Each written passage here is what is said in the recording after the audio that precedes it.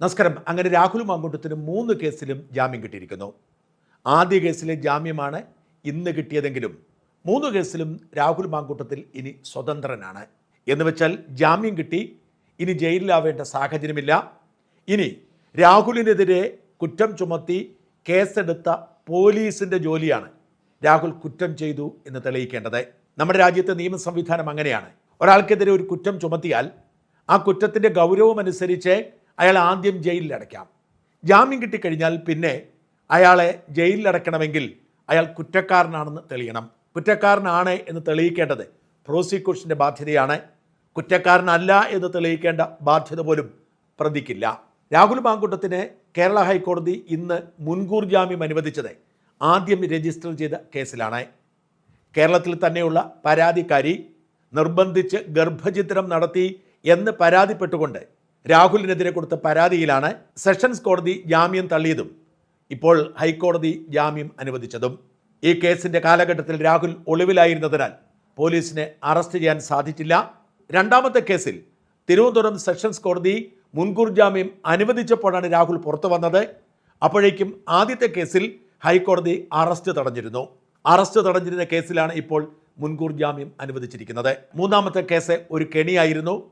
ആരും അറിയാതെ ഒരു സുപ്രഭാതത്തിൽ കേസ് രജിസ്റ്റർ ചെയ്ത് രാഹുലിനെ ഓടിച്ചിട്ട് പിടികൂടി ജയിലിലടച്ചു. 18 ദിവസം ജയിലിൽ കിടന്നു.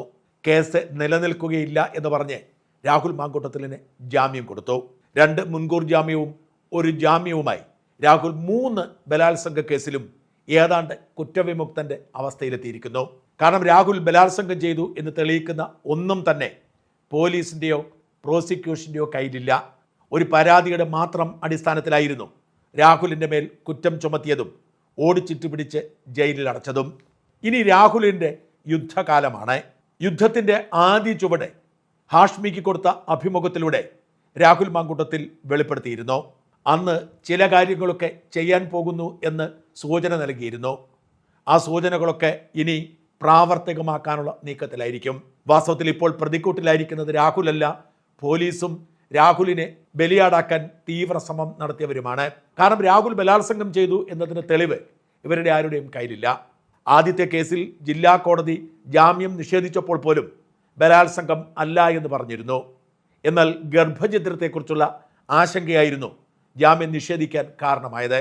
എന്നാൽ അതുപോലും നിയമപരമായി നിലനിൽക്കുന്നതല്ല എന്ന് ഹൈക്കോടതിക്ക് ബോധ്യപ്പെട്ടപ്പോഴാണ് മുൻകൂർ ജാമ്യം അനുവദിച്ചത്. മുൻകൂർ ജാമ്യത്തിൽ ചില കണ്ടീഷനുകളുണ്ട്. ഈ 16-ാം തീയതി രാവിലെ അന്വേഷണ സംഘത്തിന് മുൻപിൽ ഹാജരാവണം. രാവിലെ 10 മണി മുതൽ വൈകുന്നേരം 4 മണി വരെ ചോദ്യം ചെയ്യാം. തുടർച്ചയായി 3 ദിവസം ചോദ്യം ചെയ്യാൻ രാഹുൽ ഹാജരാവണം. ഈ 3 ദിവസം കസ്റ്റഡിയായി കരുതിക്കൊണ്ട് രാഹുലിന് വേണ്ട മെഡിക്കൽ പരിശോധനകളൊക്കെ നടത്താം. 4 മണി കഴിഞ്ഞ് ഒരു ദിവസം പോലും രാഹുലിനെ പോലീസ് സ്റ്റേഷനിൽ വെച്ചുകൊണ്ടിരിക്കരുത്. എല്ലാ സെക്കൻഡ് സാറ്റർഡേയും രാഹുൽ അന്വേഷണ സംഘത്തിന് മുമ്പിൽ ഹാജരായി ഒപ്പുവയ്ക്കണം. രാവിലെ 10-നും 11-നും ഇടയ്ക്ക്. രാഹുൽ കേരളം വിട്ടു പോവരുത്. സാക്ഷികളെയോ പരാതിക്കാരിയോ സ്വാധീനിക്കാനോ ബന്ധപ്പെടാനോ ശ്രമിക്കരുത്. ഇതൊക്കെ സ്വാഭാവികമായും ഒരു ബലാത്സംഗ കേസിൽ കൊടുക്കുന്ന നിബന്ധനകളാണ്. അതിനപ്പുറത്തേക്ക് ഒരു പ്രാധാന്യവുമില്ല. മാത്രമല്ല, ഏറിയാൽ 3 മാസത്തിനപ്പുറം ഇത്തരം നിബന്ധനകൾ നിലനിൽക്കുകയുമില്ല. ഈ നിബന്ധനകൾ നീക്കം ചെയ്യണം എന്നാവശ്യപ്പെട്ട് 3 മാസത്തിന് ശേഷം അപേക്ഷ കൊടുത്താൽ കോടതികൾ അത് നീക്കം ചെയ്ത് തരുന്നതാണ്. അതാണ് പതിവ്. എന്നാൽ രാഹുലിൻ്റെ മുമ്പിൽ ഇനിയുള്ളത് പോരാട്ടത്തിന് ദിനങ്ങളാണ്. പരാതിക്കാർക്കെതിരെ ഒന്നും പറയാൻ അനുമതിയില്ലാത്തതിനാൽ 3 പേരെയും രാഹുൽ വെറുതെ വിടും.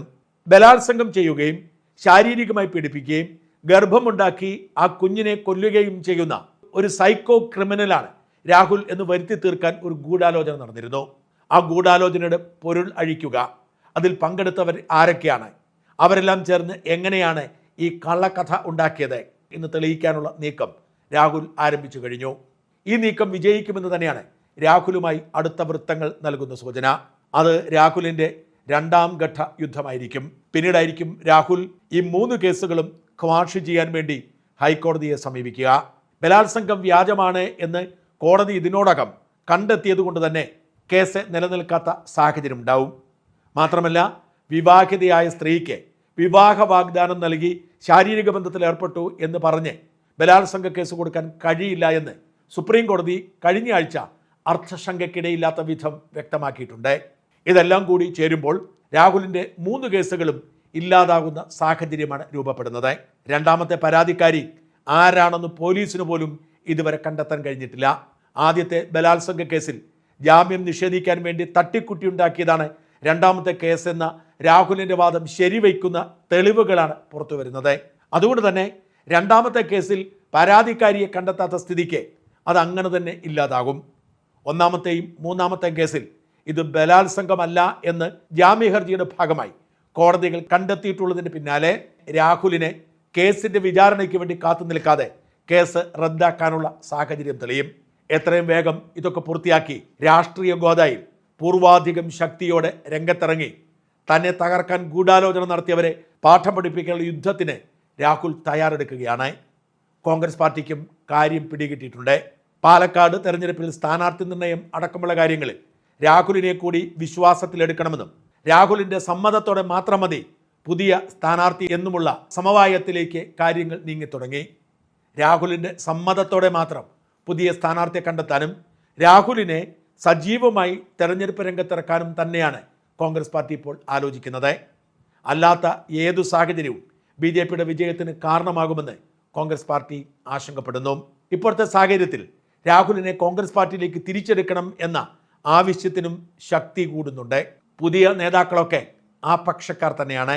രാഹുലിനെ കോൺഗ്രസ് പാർട്ടിയിലേക്ക് തെരഞ്ഞെടുപ്പിന് മുൻപ് തിരിച്ചെടുത്താൽ പോലും അത്ഭുതപ്പെടേണ്ടതില്ല. ഇതിനിടയിൽ ഷാഫി പറമ്പലിനെ ആശങ്കപ്പെടുത്തിക്കൊണ്ട് ഒരു ജന്മദിനാശംസ രംഗത്ത് വന്നിരിക്കുന്നു.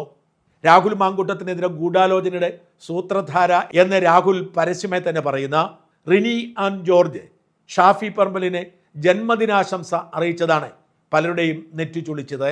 ഹാപ്പിയസ്റ്റ് ബർത്ത്ഡേ ഡിയർ ഷാഫിക്ക, wish you all success, happiness and love എന്ന് റിനി ആൻ ജോർജ് തൻ്റെ സോഷ്യൽ മീഡിയ അക്കൗണ്ടിൽ കുറിച്ചത് പലരെയും അത്ഭുതപ്പെടുത്തിയിട്ടുണ്ട്. രാഹുൽ മാങ്കൂട്ടത്തിൽ തുടങ്ങിയ യുദ്ധം ഷാഫി പറമ്പലിനെ ലക്ഷ്യമിട്ടാണ് എന്ന് സോഷ്യൽ മീഡിയയിൽ പലരും പറഞ്ഞു കേട്ടിരുന്നു. ആ യുദ്ധത്തിന് തുടക്കക്കാരി എന്ന നിലയിൽ റിനി ആൻ ജോർജ് രാഹുൽ മാങ്കൂട്ടത്തിലിൻ്റെ മൂന്നാമത്തെ കേസിലും ജാമ്യം കിട്ടിക്കഴിഞ്ഞപ്പോൾ എങ്ങനെയൊരു ആശംസ നൽകിയതിന് പിന്നിൽ മറ്റെന്തെങ്കിലും ദുരുദ്ദേശമുണ്ടോ എന്നാണ് പലരും ആശങ്കപ്പെടുന്നത്. രാഹുല് രക്ഷപ്പെട്ടെങ്കിൽ ഇനി ഷാഫി പിടിച്ചോ എന്നുള്ള മുന്നറിയിപ്പാണ് എന്ന് പലരും വ്യാഖ്യാനിക്കുന്നു. എന്തായാലും റിനിയുടെ ആശംസ കിട്ടിയ ഷാഫി പറമ്പലിനും ചങ്കിടിപ്പുണ്ട് എന്ന് ഷാഫിയോട് അടുത്ത വൃത്തങ്ങൾ പറയുന്നു.